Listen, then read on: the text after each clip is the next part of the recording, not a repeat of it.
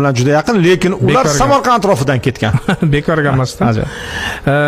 Rus kazaklarining aytishicha, G'ayratxo'ja, bitta turkman yigiti, ya'ni tekinis. Tasavvur qiling, bitta turkman yigiti 5 ta bemalol bizning 5 ta kazakka teng kela oladi.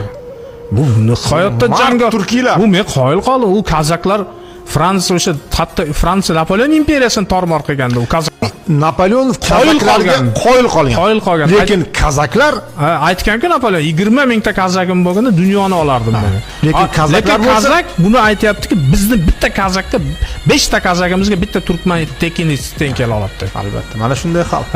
Men yana bitta joyda o'qidim, ingliz keyinchalik inglizlar nimada to'qnashadi-da, Kushkada ingliz afg'on qo'shini Rossiya qo'shini bilan to'qnashgan paytda endi ruslar tarafiga baribir og'diriladi-da, turkman qabilalari. Boshqa iloji qolmagan. Shunda inglizlar aytgan ekanki, yaxshi ham afg'onlar bu tekinlarda emas ekan, turkmanlarda emas ekan. Hatto eng jangovar afg'on ham bularga teng kela olmaydi degan. O'sha turkmanlarga. Shunday bo'lganda biz ularni qanday dahshat, qanday kuchli xalq bo'lgan.